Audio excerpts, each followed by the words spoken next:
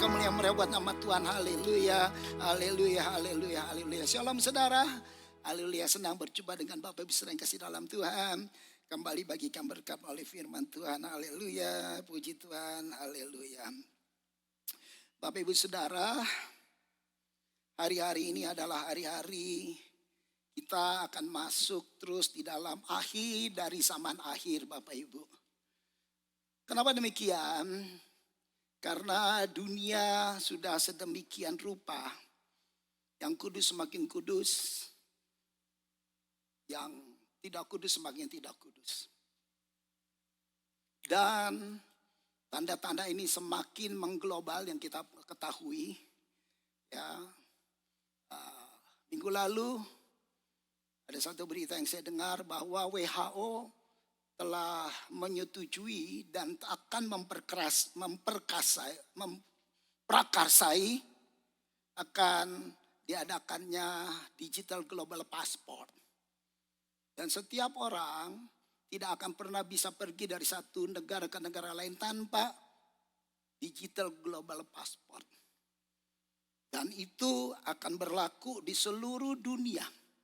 Dan WHO punya akses dan power serta kekuatan untuk masuk ke setiap pribadi tanpa permisi dengan Perdana Menteri atau Presiden atau Raja dari penguasa negara tersebut. Wow. Artinya Bapak Ibu Saudara, sekarang mulai terjadi, mulai ada nyata global government. Mulai terjadi, ini yang disebut sebagai New World Order. Dan ini yang disebut sebagai climate change.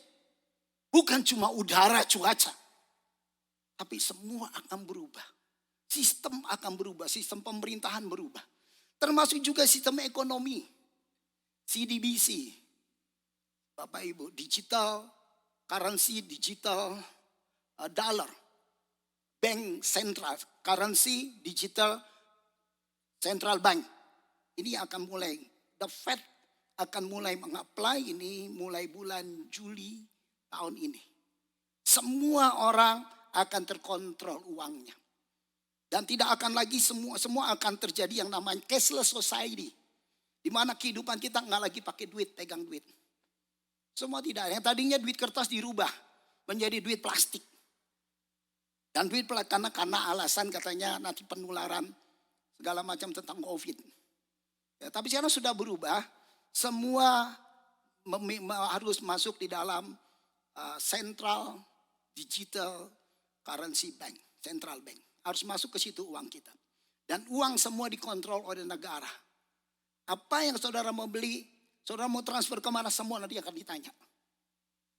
Dan bank yang kita punya masing-masing, itu hanya seperti middleman. Orangnya hanya di tengah-tengah, gak bisa buat apa-apa. Gak bisa buat apa-apa. Kalau bank sentral itu akan nge-freeze uang saudara, freeze. Gak peduli. Dan ini bukan cuma berlaku di Amerika. Tapi di banyak negara sudah berlaku. Saudara lihat Indonesia aja. Negeri asal kita dilahirkan di sana.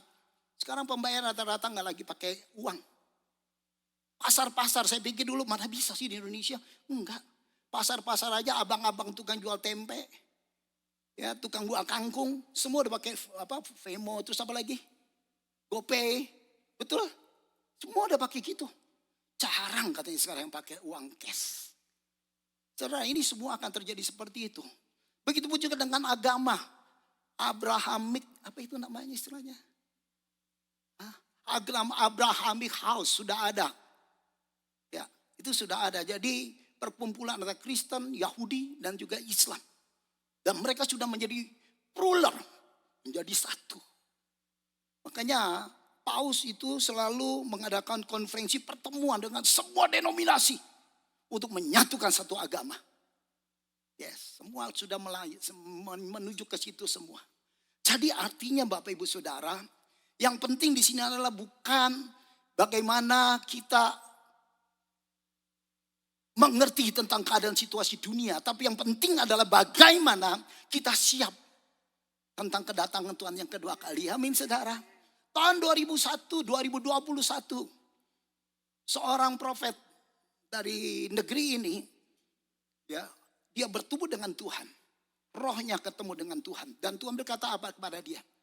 Waktumu tinggal 9 tahun lagi. Itu tahun 2021. Waktumu tinggal 9 tahun lagi. Untuk menyebarkan Injil kerajaan. Wow.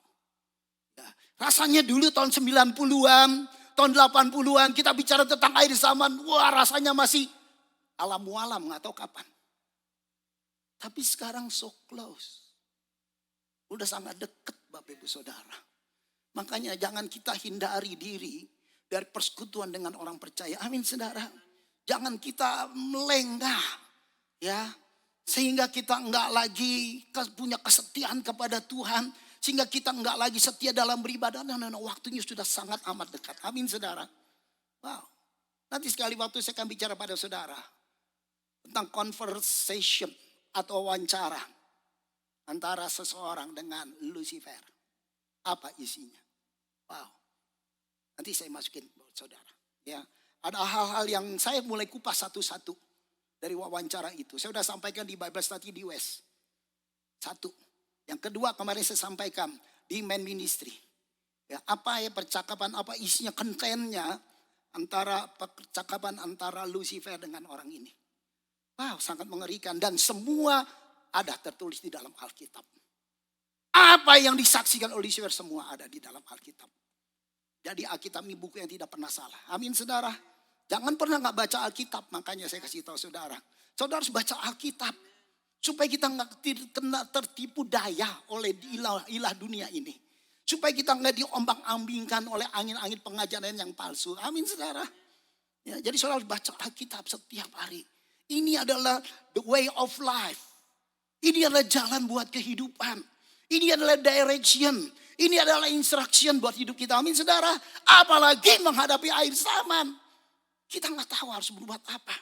Tapi ini loh directionnya Bapak Ibu Saudara. Jadi sekali lagi. Ya saya menghimbau saudara. Untuk kita terus tetap setia dalam membaca Alkitab. Dalam persekutuan dengan Tuhan. Haleluya. Amin. Haleluya. Baik Bapak Ibu saya kasih dalam Tuhan. Hari ini saya akan sampaikan satu bagian firman Tuhan. Untuk mengakhiri akan tahun visi kita. Dari tahun yang lalu kita mendapat visi dari ulang tahun gereja yang ke-7. Kita punya visi yaitu bear fruit. Ya, berbuah lebat. Berbuah lebat. Saya percaya, saya sudah lihat setiap saudara mengalami hidup yang sudah berbuah. Amin. Bahwa saya lihat dari sikap saudara, perbuatan saudara, ya saya berharap terus berbuat dengan lebat. Dan sampai nanti tanggal 17 Juli ya. Agustus lagi. Ingat kemerdekaan Indonesia. 17 Juli yang akan datang kita akan ulang tahun. Saya sudah, 16 sorry. Ya sorry 16 ya. 16 yang akan datang kita akan merayakan ulang tahun gereja yang ke-8. Dan Tuhan sudah taruh visi yang baru pada saya. Saya gak buka dulu nanti ya. Saya bukanya. Oke, ada visi yang baru untuk tahun ke depan lagi. Ya, itu yang menuntun kita dari tahun ke tahun, lewat visi. Tanpa visi chaos. Gereja tanpa visi chaos. Betul saudara? Umatku binasa karena tidak punya visi. Ya, tidak punya visi kita binasa Bapak Ibu. Makanya gereja pun harus punya visi. Ya, pemerintah ada juga punya visi, Joe Biden punya visi.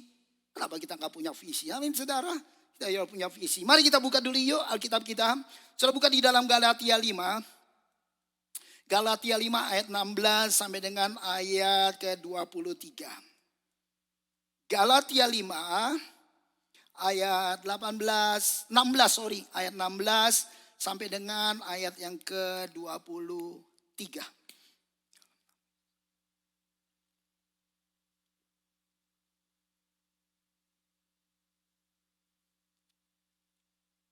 Sudah buka Galatia 5 ayat 16 sampai ayat 23.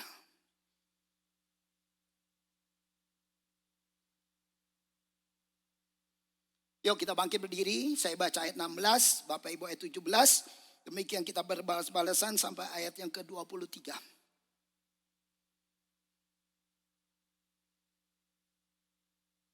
Galatia 5 ayat 16 sampai 23. Saya baca ayat 16. Maksudku ialah hiduplah oleh roh, maka kamu tidak akan menuruti keinginan daging, saudara.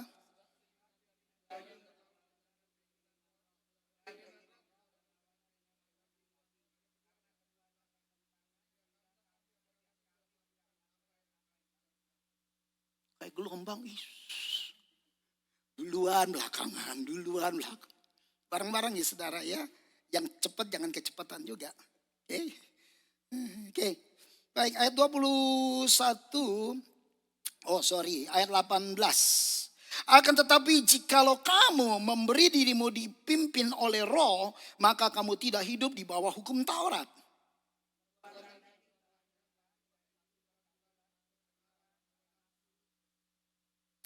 Punya pendeta.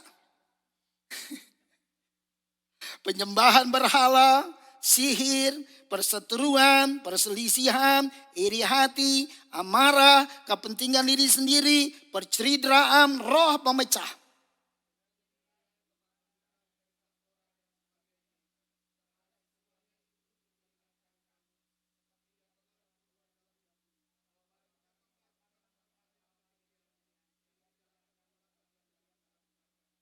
Yuk sama-sama dua ayat ini, 2, 3. Tetapi buah roh ialah kasih, sukacita, damai sejahtera, kesabaran, kemurahan, kebaikan, kesetiaan, kelemah lembutan, penguasaan diri. Tidak ada hukum yang menentang hal-hal itu. Baik, silakan duduk saudara. Di akhir tahun tentang bear fruit, saya akan tegaskan tentang hidup yang berbuah. Nah, hari ini saya akan berbicara tentang yang pertama, yaitu tentang buah roh yang adalah sesuatu yang kita dan Tuhan perintahkan untuk terjadi dalam hidup setiap kita. Baik, lihat dulu gambar yang kedua dulu. Saya nggak punya ininya ya.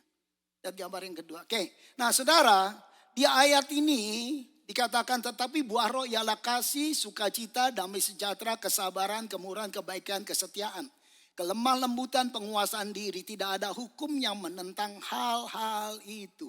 Kenapa kita harus berbuah, Bapak Ibu Saudara kasih dalam Tuhan? Buah adalah bukan hanya tindakan, tapi buah adalah manifestasi dari kehidupan jiwa kita. Buah itu. Kenapa saya katakan? Sebab di dalam jiwa ada perasaan, di dalam jiwa ada kemauan, di dalam jiwa ada cita-cita, itu jiwa Bapak Ibu Saudara. Dan di dalam jiwa pun ada emosi. Makanya semuanya akan terkendali. Kita menjadi orang Kristen terkendali di dalam Tuhan ketika hidup kita menghasilkan buah lewat apa? Keintiman kita dengan Tuhan. Buah tidak terjadi sedemikian rupa, tidak terjadi dalam waktu yang sebegitu singkat tanpa kita intim dengan Tuhan. Amin saudara. Makanya orang yang kelihatan buahnya adalah orang yang selalu punya keintiman dengan Tuhan. Nah, kita sekarang masuk ke kemari. Ya, di dalam Alkitab dikatakan buah roh ialah kasih, sukacita, damai sejahtera, kesabaran, bla bla bla bla bla terus sampai penguasaan diri. Nah, inti dari buah ini sebetulnya buahnya adalah satu. Buah roh. Bukan 9 buah. Tapi buah roh. Tapi memiliki ke-9 karakter baru dalam hidup kita. Dan semua buah ini, ada 9 ini, karakter yang ada 9 ini, dalam satu buah yang adalah buah roh, semua dikerjakan oleh satu. Yaitu yang nomor 1. Kasih. Semua dikerjakan oleh itu. Sebetulnya. Kita memiliki sukacita karena ada kasih Allah dalam diri kita. Amin. Kita memiliki damai sejahtera karena ada kasih Allah dalam diri kita. Kita bisa sabar dalam hidup karena kasih Allah termanifestasi lewat hidup kita. Kita bisa murah hati karena ada kasih Tuhan. Kita bisa lakukan kebaikan karena ada kasih Tuhan. Kebaikan bukan karena ada sesuatu yang kita ingini untuk orang lain lakukan, bukan. Tapi kebaikan tanpa pamrih. Amin saudara. Semua bisa terjadi lewat apa? Kalau kita punya kasihnya Tuhan dalam diri kita. Begitupun juga kesetiaan, kelemah lembutan, penguasaan diri. Semua ini digerakkan oleh kasihnya Tuhan. Makanya gak heran. Kalau Rasul Paulus bilang iman, pengharapan dan kasih. Yang paling besar itu apa saudara? Wow, kasih. Kasih Bapak Ibu Saudara. Kasih berarti itu yang paling besar. Dan dalam hidup kekristenan, di banyak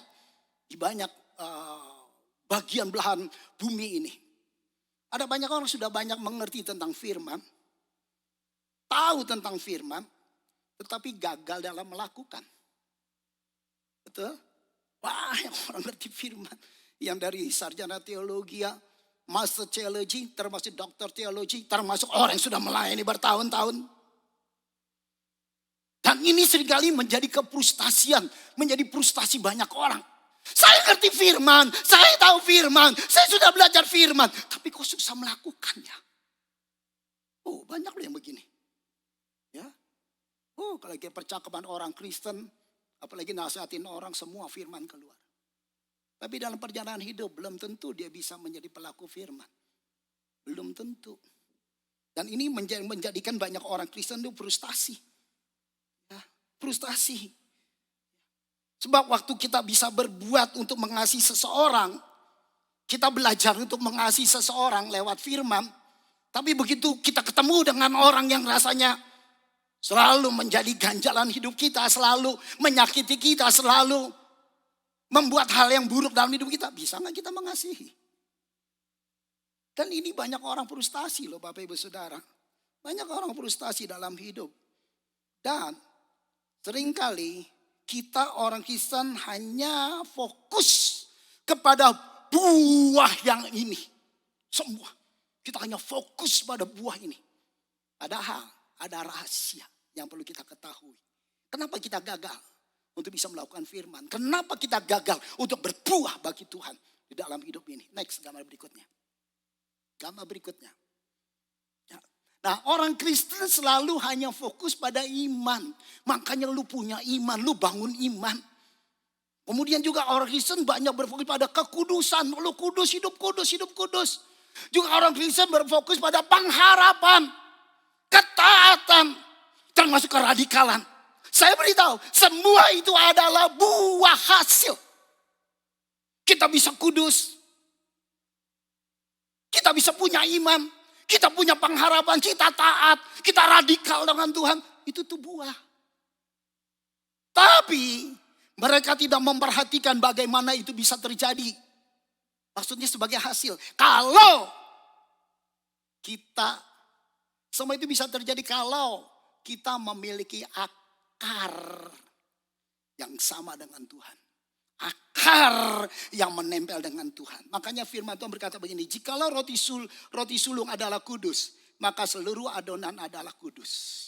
Dan jikalau akar adalah kudus, maka semua cabang-cabang juga kudus. Jadi kehidupan yang bisa menghasilkan buah, kehidupan yang bisa berjalan separalel dengan firman, kehidupan yang termanifestasi dari firman yang kita mengerti, semua harus berakar kepada Tuhan. Berakar. Dan kita sebagai cabang liar yang bukan Israel asli. Alkitab katakan, karena itu apabila beberapa cabang telah dipatahkan, dan kamu sebagai tunas liar telah dicangkokkan di antaranya, dan turut mendapat bagian dalam akar pohon zaitun yang punduk getah. Kita nih bangsa-bangsa di luar Israel ini cabang liar yang diambil oleh Tuhan, dimasukkan di pokok dari pohonnya Tuhan, zaitunnya Tuhan, yaitu Israel. Untuk kita beroleh akar, mendapat nourish, mendapat makanan dari bawah. Untuk kita bertumbuh sebagai cabang yang sehat dan berbuah. Ngerti sampai sini saudara? Nah hari ini saya akan berbicara, kayak lihat yang gambar nomor 1. Ini tema saya, akar kasih. Akar kasih, jadi pohon bisa lebat, ada akar dan akarnya akar kasih. Oke, Bapak Ibu, ini yang saya akan bicarakan. Jadi banyak orang ingin hidup berbuah, itu sebetulnya akibat kok. Ya, tetapi harus mengerti bagaimana supaya dapat berbuah. Dan agama selalu menekankan hidup yang harus berbuah, harus berbuah. Kristen selalu, ayo dong hasilin buah, ayo dong hasilin buah. Tapi kita gagal karena apa? Hidup kita ini nggak bergantung pada akar masalahnya. Kita lepas dari akar seringkali dalam hidup ini. Kita nggak mau menempel kepada akar. Itu yang seringkali terjadi. Oke, next, lihat gambar berikutnya. Oke. Nah, kehidupan Kristen harus mengakar dengan Tuhan. Efesus 3:16, aku berdoa supaya ia menurut kekayaan kemuliaannya menguatkan dan meneguhkan kamu oleh rohnya di dalam batinmu. Sehingga oleh imanmu Kristus diam di dalam hatimu dan kamu berakar serta bersandar di dalam kasih. Saya perhatiin kalimat yang terakhir. Sehingga oleh imanmu Kristus diam di dalam hatimu dan kamu berakar serta bersandar di dalam kasih. Kasih ini menjadi pokok yang sangat kuat untuk pembangunan ke atas. Sehingga menghasilkan pertumbuhan, sehingga menghasilkan buah dalam hidup. Jadi kasih adalah akar, kasih adalah dasar dari buah yang kita harapkan. Kasih itu akar. Bapak Ibu. Kasih itu akar. Ya, makanya kekristenan itu dasarnya bukan 10 perintah Tuhan. Dasarnya adalah kasih. Kekristenan itu bukan cuma sekedar 10 perintah Tuhan. Apa-apa, awas dosa lu, awas dosa lu, awas dosa lu. Bukan itu. Bukan. Dasar kekristenan adalah kasih. Ya. Makanya dalam Markus 12 ayat 33 dikatakan memang mengasihi dia dengan segenap hati dan dengan segenap pengertian dan dengan segenap kekuatan dan juga mengasihi sesama manusia seperti diri sendiri adalah jauh lebih utama daripada semua korban bakaran dan korban sembelihan. Apapun your offering you bring for to God, nggak ada artinya kalau kau nggak punya kasih. Ini besar banget. Ini yang bagi pokok pangkal utama, Bapak Ibu Saudara. Apapun tenaga yang saudara beri buat pekerjaan pelayanan. Apapun korban saudara buat pekerjaan pelayanan. Kalau nggak punya kasih, you are nothing. Amin saudara. Wow. Pengertian ini harus kita miliki Bapak Ibu Saudara. Ya, kita harus mengerti. Dan dalam kehidupan kekristenan dasar semua yang kita lakukan, dasar semua yang kita tindak lanjuti, dasar semua yang akan kita kerjakan harus berakar pada kasihnya Tuhan. Kasihnya Tuhan. Makanya kita perlu merenungkan akan kasih Tuhan itu. Kita perlu renungkan. Next, lihat gambar berikutnya. Lihat gambar berikutnya. Yang perlu kita renungkan akan kasih Tuhan.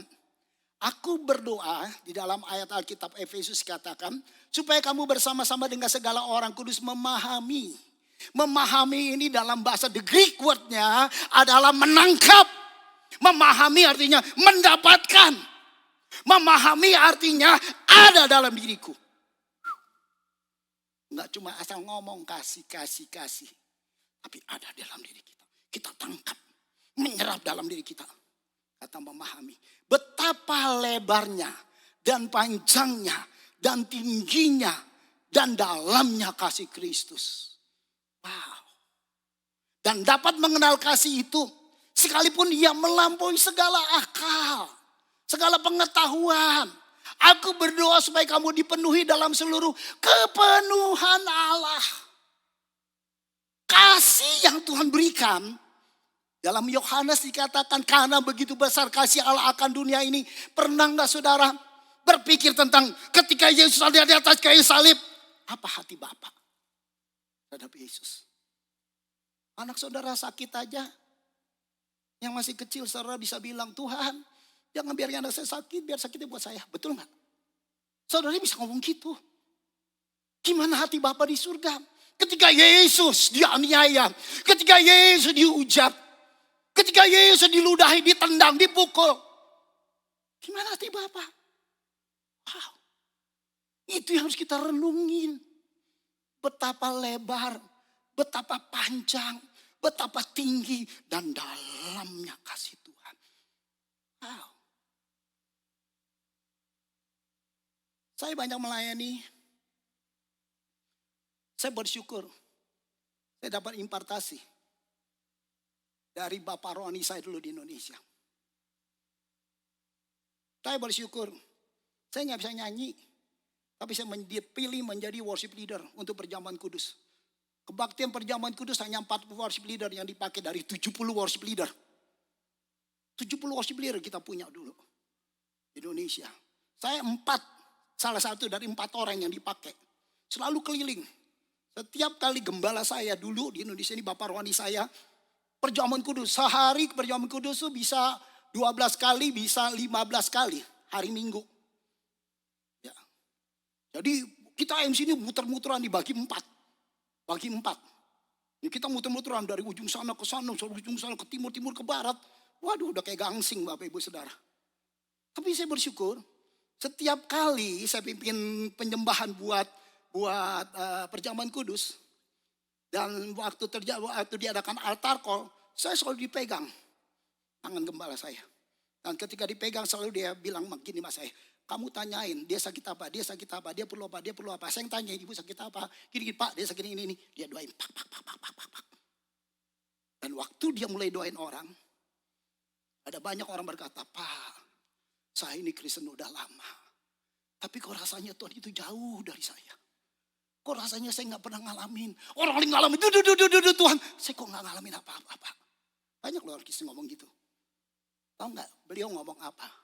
Renungkan kasih Tuhan dalam dirimu. Terekam nih di hati saya. Terekam di hati saya. Saya pun jadi pelayan akhirnya. Oh iya ya harus renungin Tuhan. Harus renungin kasih Tuhan. Harus renungin kasih Tuhan. Itu berarti ketika kita merenungkan kasih Tuhan, maka hati Tuhan datang dalam hidup kita. Amin saudara. Engkau gak berat lakukan sesuatu. Amin. Kenapa kita berat dalam hidup ini? Korban ngasih uang berat, persembahan berat, perpuluhan berat. Kenapa suruh angkat kursi aja berat? Angkat meja aja berat. Suruh apa-apa berat. Karena apa? You gak punya kasih hatinya Tuhan. Kalau you punya hatinya Tuhan, enteng. Amin saudara. Saya belajar. Saya belajar itu Bapak Ibu Saudara. Banyak saya belajar dari hamba Tuhan ini. Wow, dia punya 7 apotek dia jual semua. Hanya untuk bangun gereja. Dan dia sebenarnya adalah kepala istana negara. Kepala rumah tangga istana negara. Dia tinggalin jabatannya. Saya proud sekali. Walaupun beliau sudah dipanggil Tuhan hari ini. Saya proud. Sudah dipanggil Tuhan beberapa waktu yang lalu. Nah, karena itu Bapak Ibu Saudara. Kenyataan. Banyak orang Kristen baru mengalami dikasihi Tuhan sebatas menyentuh alam sadar. Pengetahuan. Tetapi belum alam bawah sadar. Alam sadar kita ini yang bekerja di 5% sebenarnya. Alam bawah sadar inilah yang 95%. Saudara terjadi sesuatu yang mendadak. Semua bukan, saudara pasti bereaksi. Reaksi yang paling utama bukan sadar. Tapi yang alam tidak sadar. Contoh. Engkau pernah diutangin orang. Miliaran mungkin. Enggak pernah dibayar. Apalagi yang utang hamba Tuhan lagi. Except saya ya. Saya enggak pernah ngutang. Sama saudara. Ya, hamba Tuhan lagi yang ngutang. Saya mau tanya sakit hati enggak? Sakit hati. Tapi begitu ada hamba Tuhan datang nih. Ya. Mulai ngomong tentang uang, saudara mulai pasang pagar. Kenapa? Alam bawah sadar saudara berkata, lu menipu gua lagi nanti. Sama seperti dulu. Ini alam bawah sadar. Alam bawah sadar adalah pengalaman hidup, peristiwa hidup yang kita alami masa lalu, terekam di hati kita. Alam bawah sadar. Ya. Kita berjalan dalam hidup hari-hari, sebetulnya alam sadar hanya 5%. Alam bawah sadar ini, rekaman ini yang 95%. Yang seringkali, maaf kata, menggagalkan iman kita di kekinian. Menggagalkan tindakan kita untuk mengikuti Tuhan. Karena apa? Alam bawah sadar yang terngiang-ngiang. Terang ngeri sampai sini? Nah, ini penting Bapak Ibu Saudara kita belajar ini. Makanya hanya kasih Tuhan yang bisa mengubah semuanya. Hanya kasih Tuhan yang memperbarui kita hari ini. Yang membuat kita bisa lupa masa lalu kita. Jadi kalau ada orang yang lu ingatnya 20 tahun yang lalu lu berjalan sama siapa gitu. Kadang-kadang kan suami suka begitu sama istri. Lo ada orang yang saya konseling saudara. Anaknya udah gede. Udah 30 tahun. Dia masa lalu kalau konseling masih tanya, Pak tolong tanya saya waktu saya kawin dia perawan gak? Gila lu anak lu udah umur 30 tahun. Masih tanya perawan apa enggak tuh istrinya. Bapak tolong tanyain, aduh. Terekam banget kuat. Ini yang seringkali terjadi dalam hidup kita. Ada banyak prinsip-prinsip lama yang kita nggak mau delete. Sebetulnya full disk, sebetulnya saudara. Makanya hidup jangan banyak hidup kena error. Karena apa? Pengaruh alam bawah sadar ini yang lebih menguasai. Kalau kita sadar kasih Tuhan menyelamatkan kita. Kasih Tuhan menyembuhkan kita. Kasih Tuhan mengampuni kita. Forget it. Amin saudara. Seperti Paulus bilang, bukan lagi aku di dalam diriku, tapi Kristus yang ada di dalam aku. Amin saudara. Aku melupakan hidup yang lama dan aku berlari kepada tujuan mengejar panggilan Kristus. Amin. Ini yang harus terjadi dalam hidup. Kalau enggak, saudara selalu ada memori-memori nih alam bawah sadar. Makanya kita nggak pernah bisa ngasih Tuhan, nggak pernah bisa berbuah dalam hidup, nggak bisa pernah berbuah. Karena itu yang selalu terngiang-ngiang dalam hidup kita. Itu yang selalu menguasai hidup kita. Dan itu yang akan selalu membawa kita nggak bisa hidup menghasilkan buah. Nggak bisa Bapak Ibu Saudara. Nggak bisa. Makanya kita harus merasakan kasih Tuhan yang tidak hanya sebatas pengetahuan atau kepercayaan. Tapi harus mengalami kasih Tuhan dalam keyakinan dan pengalaman hidup. Bukan cuma sekedar yakin tapi pengalaman hidup. Dan seorang yang belum dewasa di dalam rohani, yang mengalami jatuh bangun, biasa itu masih dikuasai oleh perasaan dan suasana hati dan emosi masa lalu. Makanya kekristenan gak bisa maju, gak bisa berbuah. Karena masih dikuasai oleh emosi-emosi masa lalu. Dan kalau itu masih terus terjadi, kita gak pernah bisa rise up dan menghasilkan buah, tidak pernah. Tidak pernah Bapak Ibu. Jadi artinya menjadi orang Kristen yang baper. Ada yang suka baper di sini? Baper, bukan bemper, baper. Bawa perasaan. Apa-apa bawa perasaan. Ya, Pak Diki lewat nggak ngelihat, udah sombong di pendeta ya. Baper lu. Ya. Jangan Bapak Ibu Saudara, Tuhan itu bukan objek yang kita pelajari. Tapi Tuhan itu subjek yang harus kita kenali. Amin. Bukan objek yang kita pelajari, tapi subjek yang harus kita kenali dalam diri kita. Makanya dasar penggembalaan yang saya terapkan di sini, saya mengutip di dalam firman. Di mana waktu Tuhan Yesus bangkit bertemu dengan para murid.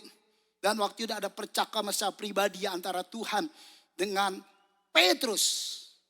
Dan Tuhan berkata, Petrus. Waktu itu belum Petrus, masih Simon namanya. Simon, apakah engkau mengasihi aku? Tuhan bilang, yes, aku mengasihi engkau Tuhan. Sampai 3 kali Tuhan berkata kepada Petrus, Petrus, apakah engkau mengasihi aku? Ini kasihnya bukan the Greek word-nya philia. Ini kasihnya bukan the Greek word-nya eros. Tapi ini kasihnya ini adalah the Greek word-nya agape. Apakah engkau mengasihi aku tanpa pamrih? Apa kau mengasihi aku walaupun mengalami apapun juga? Sampai Petrus seperti kayak nangis jawabnya yang terakhir. Ya Tuhan, masa aku gak percaya sih dalam bahasa sehari-hari. Tuhan bilang apa? Gembalakan domba-dombaku. Gereja harus dibangun atas dasar ini, kasih. Jangan gereja dibangun atas dasar perpecahan. Jangan gereja dibangun atas dasar kemarahan. Jangan gereja dibangun atas dasar, emang cuma lu doang bisa bikin gereja. Gua juga bisa bikin gereja. Bangun gereja harus berdasarkan kasih. Bangun gereja bukan atas dasar, gua gak pernah dikasih kesempatan, gak pernah dikasih corong. No way. Harus bangun gereja berdasarkan mengasihi jiwa-jiwa. Amin saudara. Makanya bukan hanya berlaku bagi saya harusnya. Atau tim pastoral. Harus berlaku buat kita semua. Jadi kalau ada orang yang datang, yang kita tahu orang ini orang, ya taruhlah seperti Maria Magdalena ya, yang ketangkep sama si orang Farisi itu ya, terus kemudian dibawa di kaki Yesus. Apakah kita juga sama demikian siapin batu? Penjina, tukang utang, penjilat, apa kita siapin batu nih gereja? Amin saudara. Rangkul mereka, amin saudara. Saya beritahu gereja ini bengkel, amin. Kasih menutupi dosa, amin saudara. Kasih memulihkan seseorang, amin saudara. Dasarnya harus itu gereja. Ya makanya saya mau ajar, yuk kita semua berlaku seperti itu. Ya, setiap orang yang datang, siapapun yang datang, dengan segala latar belakang, yuk kita rangkul mereka. Kita terima mereka supaya mereka dipulihkan oleh Tuhan, amin saudara. Ya kemarin di ministry saya juga ngomong gini, begitu. Kita di bengkel, ada yang nyeletuk ya, siapa tahu perlu ganti transmission. Siapa tahu perlu ganti rem, perlu ganti ban orang gitu. Ya kita kelayani lah yuk. Sepanjang mereka mau kita kerjain. Amin saudara. Sepanjang mereka mau kita kerjain. Okay. Nah sekarang kita masuk dalam bukti kasih Allah adalah akar kekristenan. Apakah buktinya kasih Tuhan itu akar? Oke, next, lihat gambar berikutnya. Apakah bukti kasih Allah itu akar kekristenan? Yang pertama, kasih memampukan kita bisa mengasihi. Wow. Kasih Tuhan memampukan kita bisa mengasihi orang lain. 1 Yohanes 4 ayat 19, kita mengasihi karena Allah lebih dahulu apa saudara? Kita mengasihi siapapun karena apa? Allah lebih dahulu mengasihi kita.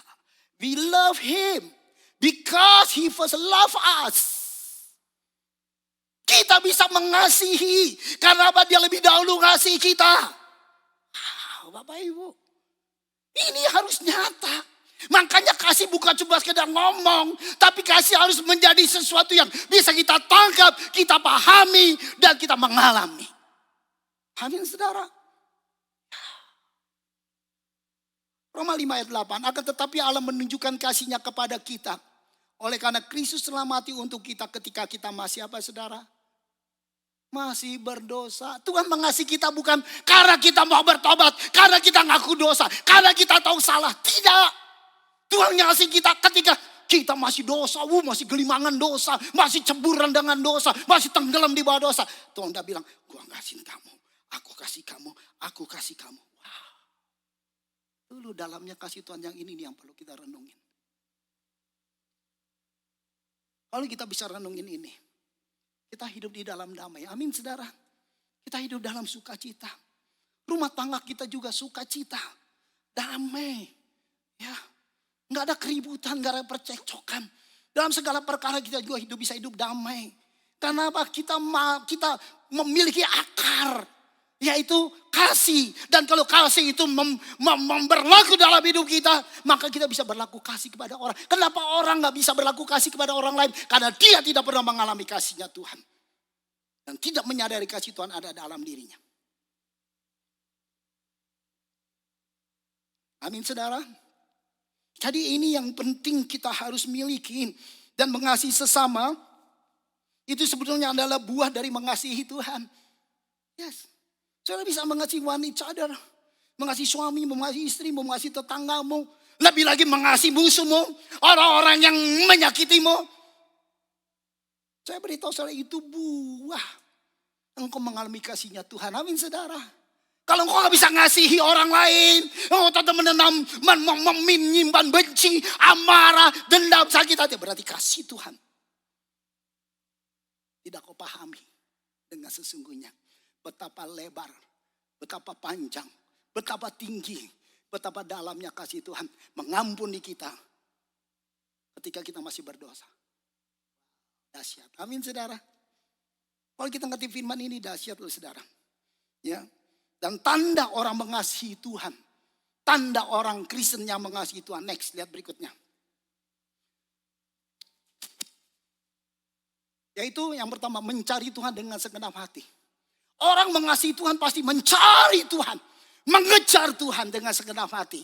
Apabila kamu mencari aku, kamu akan menemukan aku. Apabila kamu menanyakan aku dengan segenap hati, ayat berikut berkata, aku akan menjawab engkau. Dahsyat saudara.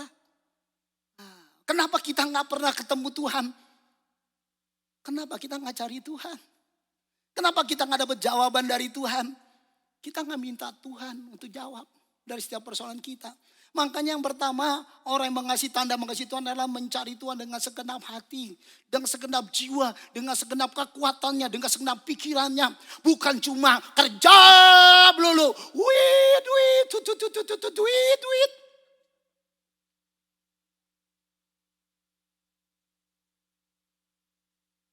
Desain hidup yang tidak diperintah oleh uang. Saya banyak belajar, saya bukan belajar cuma soal-soal.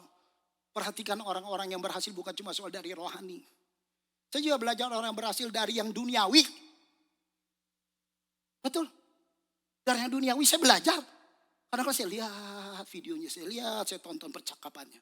Salah satu yang dia bilang adalah, kalau dulu kita miskin, kita kerja buat uang. Tapi kalau gue udah gak miskin, udah gak hidup di bawah rata-rata, udah punya rumah, punya mobil bagus, ya hidup udah baik. Biarkan uang bekerja buat kita. Jangan kita bekerja lagi buat uang. Sampai kapan mau jadi hamba uang?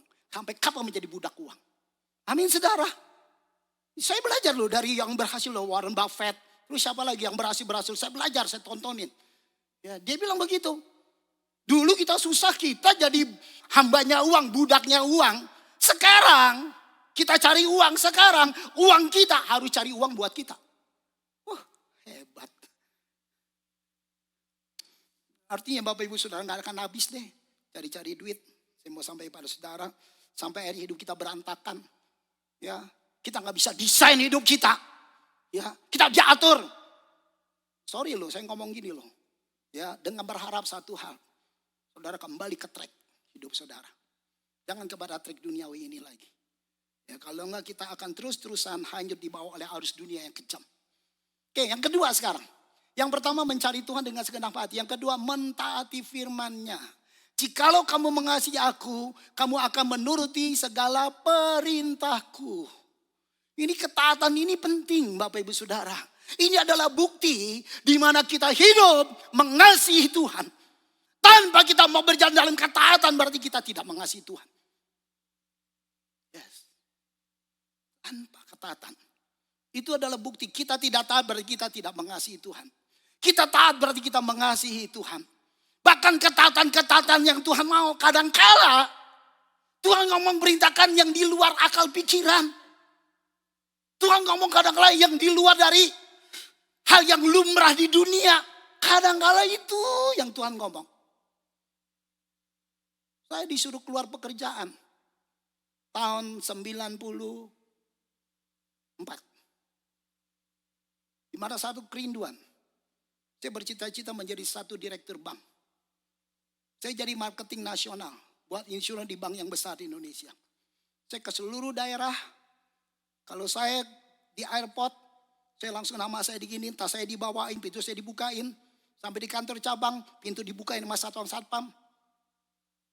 Bahkan zaman itu, zaman saya kerja, booming bank di mana-mana. Ada salah satu bank telepon saya, lo mau gak? Saya jadiin GM di tempat kita. Wow. Saya ketemu dengan teman yang dulu bekas sama-sama. Dia udah jadi wakil direktur Bank Umum Nasional. Dan ketemu saya belanja di Sarinah. Dia bilang sama saya, Dik, yuk bantu aku, kamu jadi asistenku.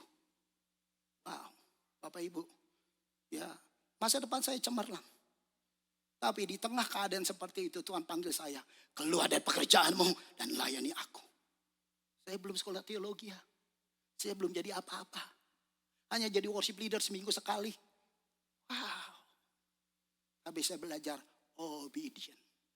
Saya belajar taat kepada Tuhan. Saya belajar ikut kehendak Tuhan. Sampai hari ini saya terus belajar untuk ikut kehendak Tuhan. Amin saudara. Sampai akhirnya juga begitu saya sudah keluar dari pekerjaan. Saya mulai melayani Tuhan.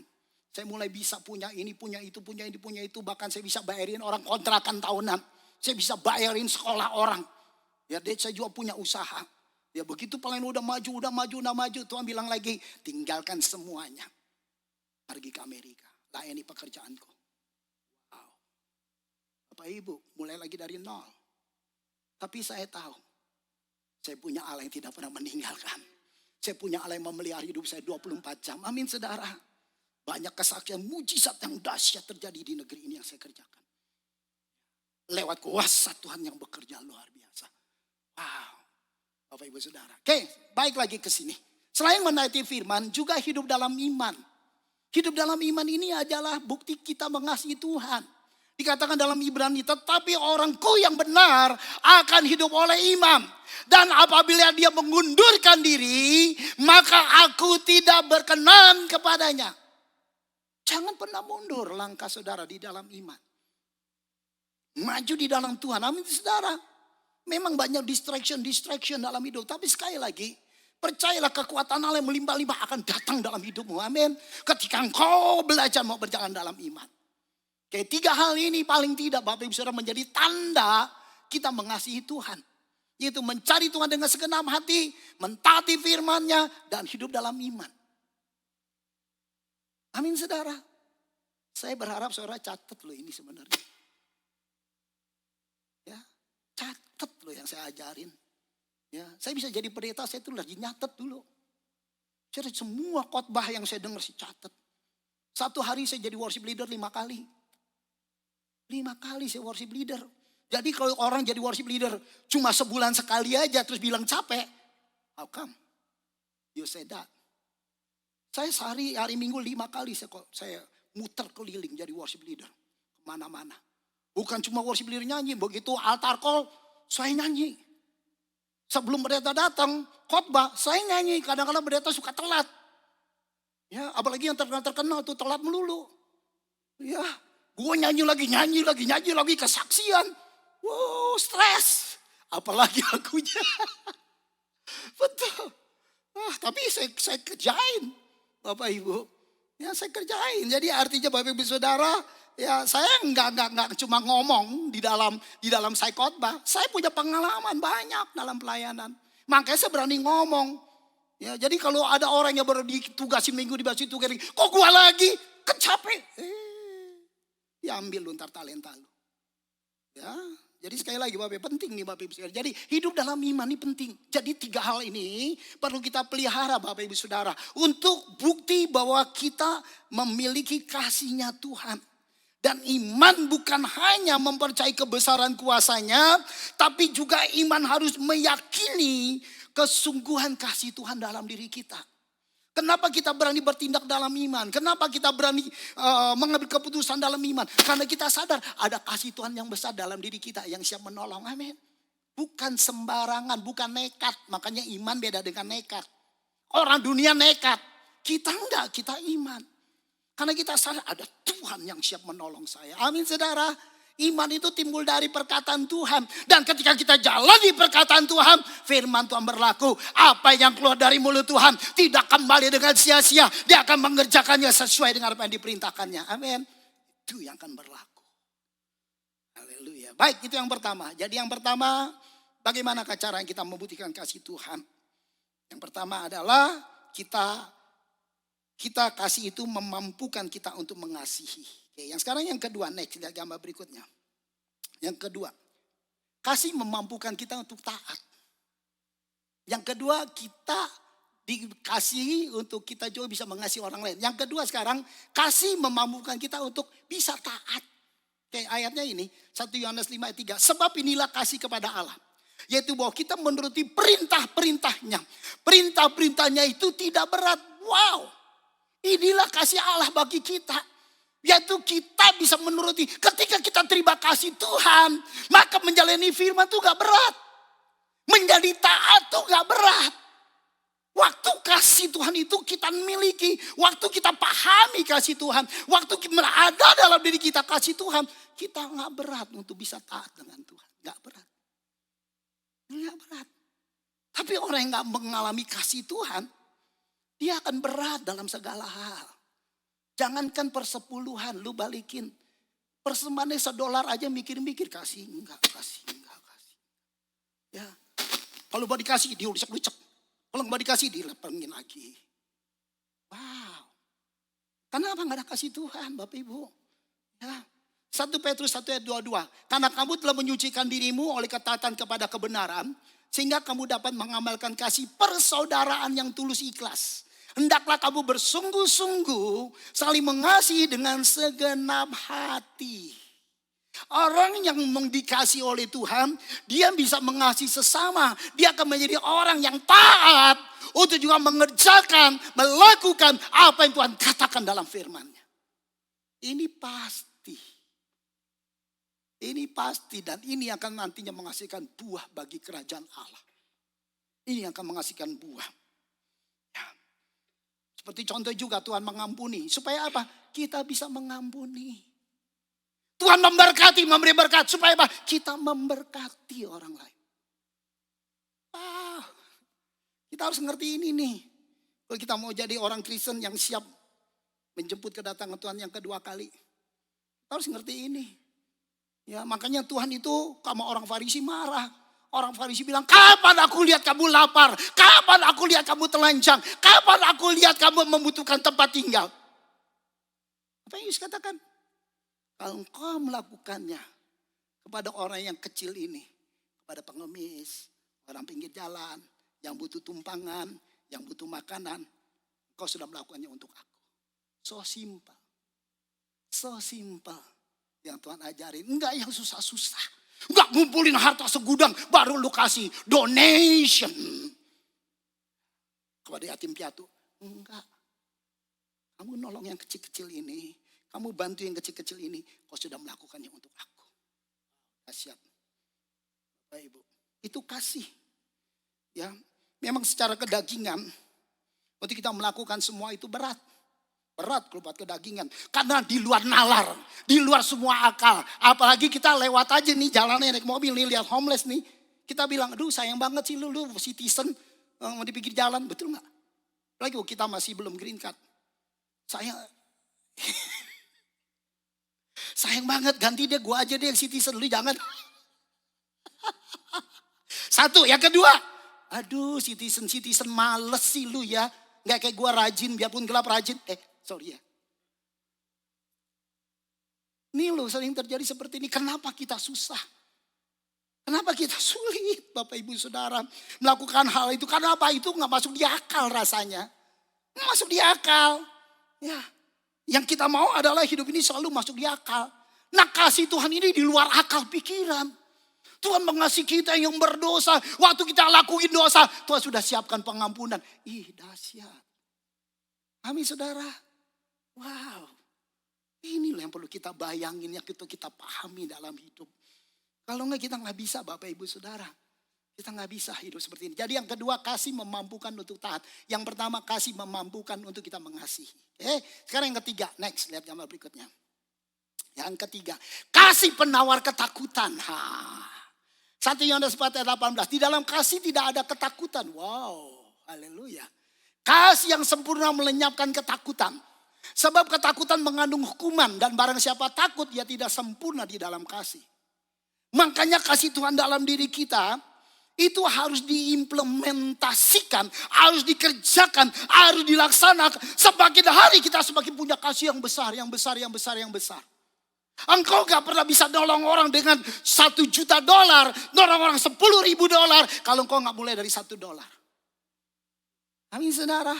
Kalau engkau mulai dari $1, kau gak bisa nolong orang yang $100 juta. Saya beritahu saudara. $1 aja susah. Susah keluar, bagaimana yang jutaan dolar. Gimana puluhan ribu dolar. Gak bisa. Harus belajar dilaksanakan. Supaya apa? Kasih kita tuh semakin sempurna dalam diri kita. Kasih Allah semakin sempurna. Kasih Tuhan semakin sempurna. Lewat apa? Implementasi. Pelaksanaan. Dalam hidup kita. Ya. Saya beritahu saudara, kalau saya bukan hati gembala, saya gak bisa mengembalakan gereja ini.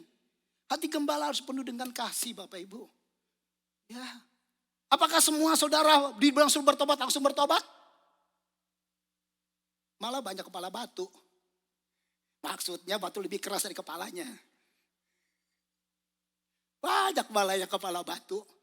Ya, tapi sabarlah, tunggulah. Ada waktunya. Amin saudara. Semua ada waktunya. Seorang gembala itu harus sabar. Seorang gembala harus ngerti ini. Tapi bukan berarti terus kita meninabobokan. Tidak. Tidak, kita tidak meninabobokan. Saya ngomong keras. Jujur loh. Saya pendeta, salah satu pendeta yang ngomong keras. Zaman-zaman dulu ada orang yang suka pendeta. Saudara nggak tahu sih. Ada pendeta yang suka hadir loh setiap kali saya khotbah. Di zaman dulu di daerah Palmetto. Sering datang. Dan begitu dia ketemu saya di luar. Dia selalu bilang gini. Pak Diki berani kalau ngomong firman ya. Emangnya kenapa? Saya nggak berani. Firman Tuhan kok. Jangan sampai saya salah ngajar. Kalau saya salah ngajar saya dituntut nyawa oleh Tuhan. Jadi saya harus ngajar sesuai dengan apa yang ada di dalam Alkitab. Dan saya harus belajar untuk apa? Terus bisa hidup seperti apa yang ada di dalam Alkitab. Saya harus belajar terus. Oke, baik. Balik lagi kemari. Kasih menawarkan penawar ketakutan. Ibaratnya 13 ayat 5. Janganlah kamu menjadi hamba uang. Dan cukupkanlah dirimu dengan apa yang ada padamu. Karena Allah telah berfirman, aku sekali-kali tidak akan membiarkan engkau. Dan aku sekali-kali tidak akan meninggalkan engkau. Janji Tuhan. Apa yang paling kita takutin ketika kita kehilangan kerjaan? Apa yang kita takutin ketika kita nggak punya lagi sumber income? Yes, itu hal yang paling menakutkan. Gimana bayar apartemen? Gimana bayar mortgage? Gimana bayar cicilan rumah? Gimana bayar asuransi? Gimana bayar air, bayar listrik, bayar telepon? Gimana? Ketika kita udah mulai nggak ada income, ketika situasi kemudian terjadi sesuatu, saya percaya apa yang Tuhan kerjakan di zaman dulu itu menjadi contoh untuk bisa dikerjakan hari ini. Amin saudara. Amin saudara. Kalau engkau akan kehilangan pekerjaan atau sesuatu hasil dari sumbermu, percaya Tuhan bisa perintahkan burung gagak mengirim makanan buat engkau. Sebagaimana Elia terjadi. Amin saudara. Tuhan akan pelihara hidupmu selama sepanjang umur hidupmu. Sampai kau masuk dalam kekekalan. Seperti bangsa Israel 40 tahun. Dipelihara oleh Tuhan. Dengan kasut yang gak pernah rusak. Baju yang gak pernah koyak. Apakah ada toko bahan, toko baju waktu itu? Tidak ada. Tapi baju yang dikenakan, sepatu yang dikenakan. Grow up. Sebagaimana badan orang-orang Israel waktu itu. Dahsyat. Amin saudara. Itu yang saya percayakan terjadi ketika masa sukar terjadi. Bagi orang percaya. Jadi gak usah takut Bapak Ibu Saudara. Ya, jadi kasih itu penawar ketakutan. Ya, kenapa orang jadi banyak ketakutan soal finansial, Tuhan, keuangan, soal apapun. Kenapa nggak punya kasihnya Tuhan? Kalau engkau punya kasihnya Tuhan, aduh percaya deh. Tuhan gak pernah meninggalkan kita. Amin saudara. Gak pernah membiarkan kita, tidak pernah meninggalkan kita. Tuh kasih Tuhan. Dan kasih Tuhan itu sempurna memberi jaminan kepada kita. Amin. Kasih Tuhan itu sempurna. Gak usah takut Bapak Ibu Saudara. Ya, sehingga hidup kita akhirnya diatur sama uang. Ya, waktunya tidur gak tidur, waktunya gak tidur tidur. Ya, bener loh, diatur loh jadinya waktu hidup kita loh. Jadi ngaco, semua schedule hidup kita ngaco, ngawur. Ya, apalagi kalau sampai jam-jam ibadah kita diambil, wow. Ya, wow, buat saya sih. Ya, kita harus banyak berdoa dengan Tuhan. Merenungkan kasihnya Tuhan Bapak Ibu Saudara. Ya, merenungkan kasihnya Tuhan. Sebab Tuhan katakan bahwasannya untuk selama-lamanya kasih setianya. Dan saya mau beritahu saudara. Dengan jadi orang Kristen bukan berarti terus kemudian iblis gak buat apa-apa. Justru dengan saudara menjadi orang Kristen, kita menjadi target. Untuk apa? Diruntuhkan hidup kita dan iman kita. Kita menjadi target. Dan sekali lagi, dasar hidup kita, dasar kepercayaan kita, dasar kekristenan kita, apa yang saya sebut tadi? Kasih. Amin saudara.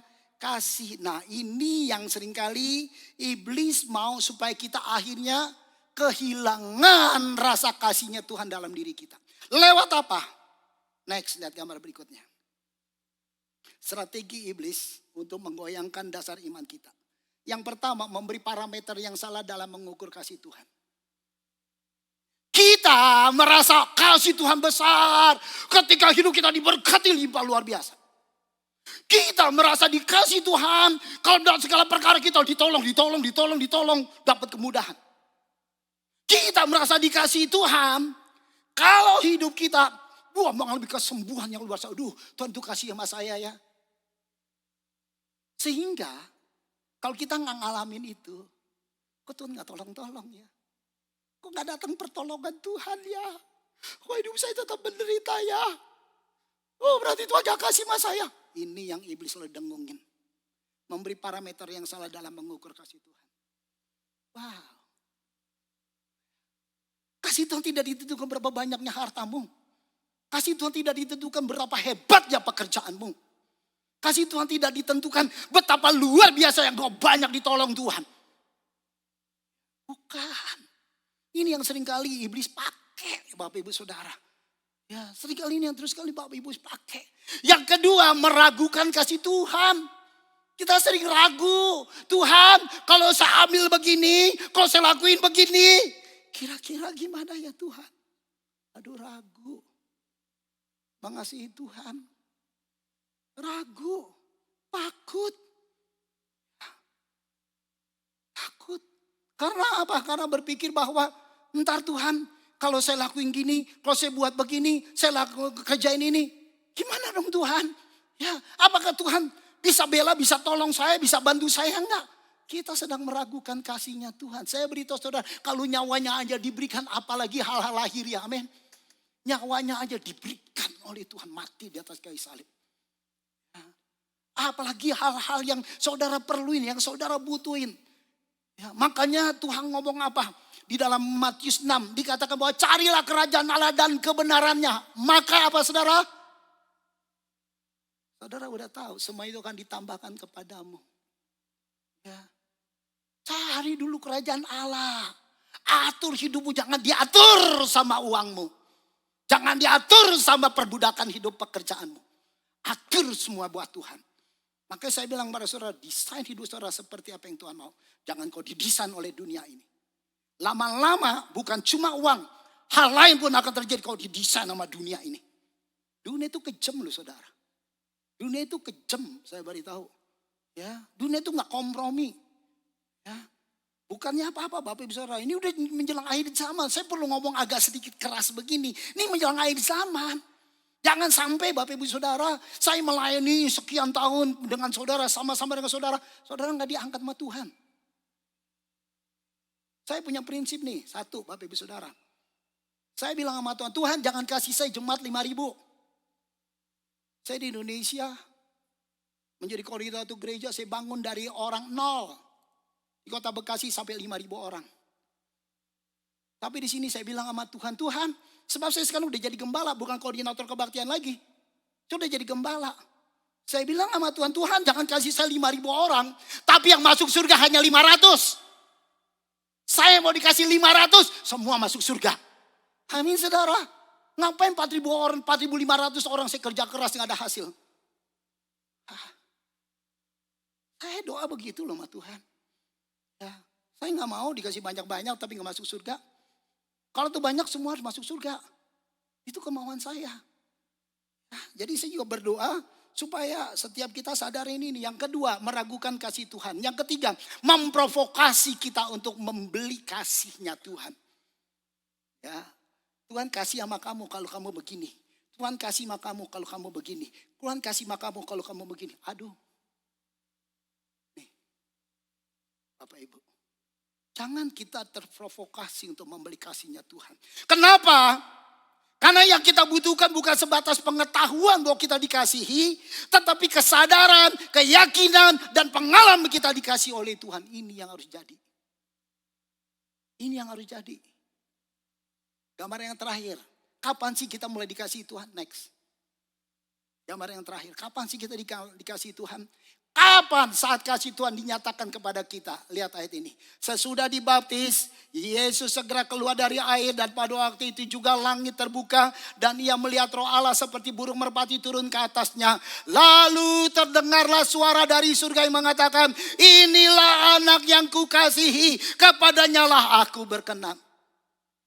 Ini menjadi contoh. Ini menjadi blueprint. Setiap kali orang keluar dari air baptisan. Engkau tanpa sadar dinyatakan sebagai anak Allah. Amin. Yang dikasihi oleh Tuhan. Ini bukti. Jadi jangan pernah ragu loh sama kasih Tuhan. Jangan pernah ragu. Tapi ini bisa terjadi kalau ini terjadi. Apakah ini ayat yang paling terakhir? Aku membaptis kamu dengan air sebagai tanda apa saudara? Bukan jadi Kristen. Bukan jadi anggota gereja. Saya mau dibaptis supaya saya jadi anggota gereja. Saya mau dibaptis supaya saya jadi Kristen. Bukan. Kita mengalami ini dengan satu alasan. Karena kita bertobat. Hidup dalam pertobatan. Itu jaminan Allah akan terjadi. Engkau akan dikasih oleh Tuhan menjadi anak Allah. Amin saudara. Itu jaminan. Pertobatan artinya adalah hidup yang berbalik. Dari hidup yang lama kepada yang baru. Seringkali berpikir bahwa pertobatan adalah ketika kita jalan dalam dosa. Tiba-tiba kita berhenti dan tidak melakukan lagi. Ini banyak pandangan orang. Makanya orang berkata kalau biasanya dari tempat nongkrong-nongkrong, tempat berfellowship, yang biasanya banyak orang minum, mabuk, segala macam hidup. Begitu kita nggak lakukan lagi, environment akan berkata, oh kamu udah bertobat ya. Kamu udah nggak buat gini lagi ya. Kamu udah nggak lakukan ini lagi ya. Belum bertobat, itu baru berhenti. Ngerti? Komprende? Belum berhenti. Itu baru berhenti, belum bertobat. Bertobat adalah kita jalan di dalam dosa dan melakukan dosa. Kita berhenti di satu waktu dan berbalik diri. Amin saudara. Aku melupakan apa yang ada di belakangku. Amin. Dan aku berlari pada satu tujuan. Panggilan Kristus. Amin saudara. Ini bertobat. Makanya banyak orang keluar air baptisan belum tentu Tuhan ngomong inilah anak yang kukasihi. Kenapa? Karena tidak bertobat. Saya berharap kita udah bertobat semua nih.